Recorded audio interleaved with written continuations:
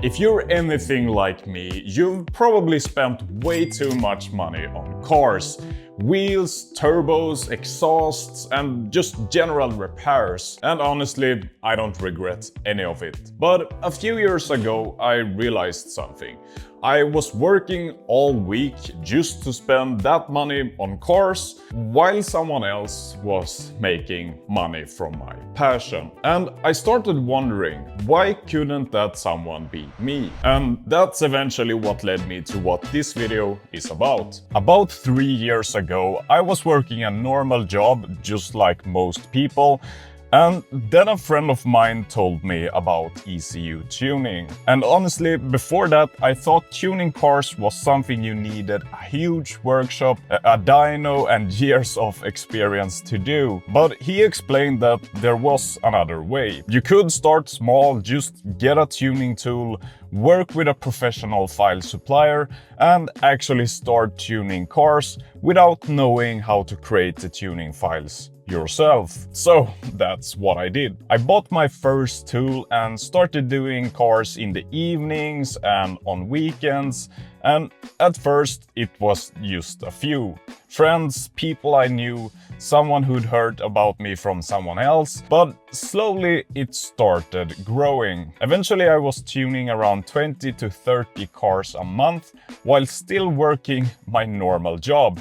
And that's when I realized this wasn't really a side hustle anymore. Eventually I quit my job and decided to pursue it full time. Now, I'm not telling you this because I think everyone watching should quit their job and become an ECU tuner. Most people won't, and honestly, most people probably shouldn't. But what surprised me was just how little I actually needed to get started. And that's why I find what's happening with mobile detailing right now so interesting. Over the last few years, we've seen thousands of car guys start mobile detailing businesses, and it makes complete sense. You don't need a massive workshop, you can start on evenings and weekends, and you can go directly to the customer. And most importantly, you get to make money doing something involving cars. But almost nobody is talking about doing the exact same thing with ECU tuning. Think about it. A laptop, a tuning tool, some basic equipment, and everything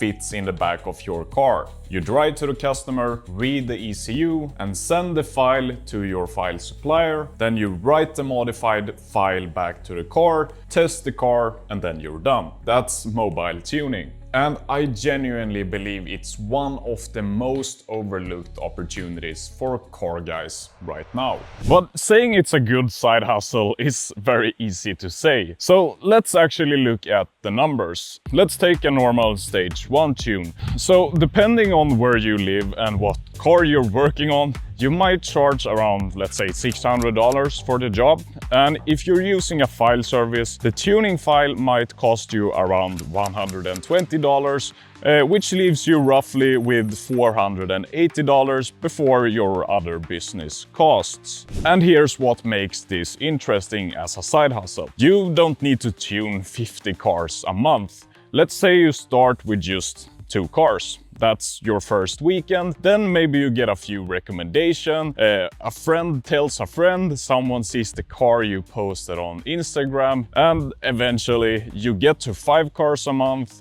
And at roughly $480 profit per job, that's around $2,400 before your other costs. 10 cars, that's around $4,800.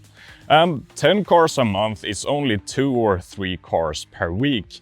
And that's when the numbers started becoming very real for me. Because I wasn't thinking, how do I build a massive tuning company? I was thinking that I can do this after work, I can work with cars, and this could actually pay for my own car hobby. And even more. And once I got to that point, you start looking at the whole thing very differently. But honestly, the money isn't even my favorite part about doing this. One of the things I didn't expect when I started tuning cars was just how happy the customers would be. I've had so many customers call me after a tune just to tell me how different the car feels. And that's a pretty good feeling, because you're not selling them some useless product they don't need. You're taking a car they already enjoy and, in many cases, making it feel like a completely different car. It gets more torque, better throttle response and stronger acceleration, a more responsive and enjoyable drive, and depending on the vehicle and how it's being driven, some customers may even see improved fuel economy. And there's also something interesting about modern engines that a lot of car guys don't realize.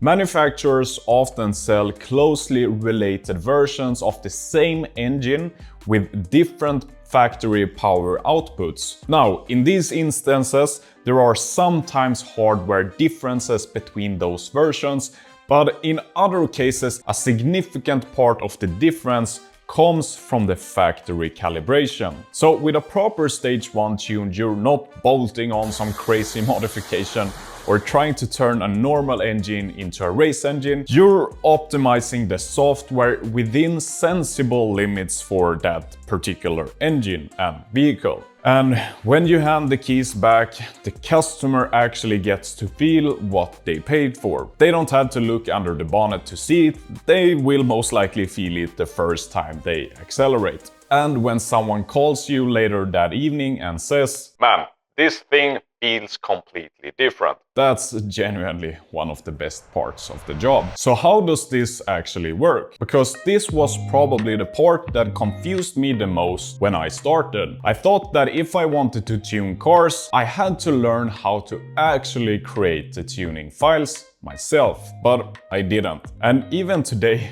you don't have to. For most of the cars I was doing, the process was actually pretty simple. I'd arrive at the customer, connect my tuning tool to the car, read the original software from the ECU, and then I'd send that file to a file service. They handled the complicated part, they'd modify the calibration for whatever I needed, for example, a stage 1 tune, and then sent the finished file back to me. I'd write that file back into the car, take it for a test drive, and that was basically my job. So I wasn't sitting there with a laptop trying to figure out fuel maps, ignition timing, and boost maps myself. My job was working with the car, working with the customer, and making sure the read and write process was done properly. And as I started doing more and more cars, I became really interested in the other side of that process as well, the file service itself. How the files were made, how the support worked, and how much better the whole experience could be for the person actually standing there with the customer's car. And that thought eventually became a much bigger part of my life than I ever expected.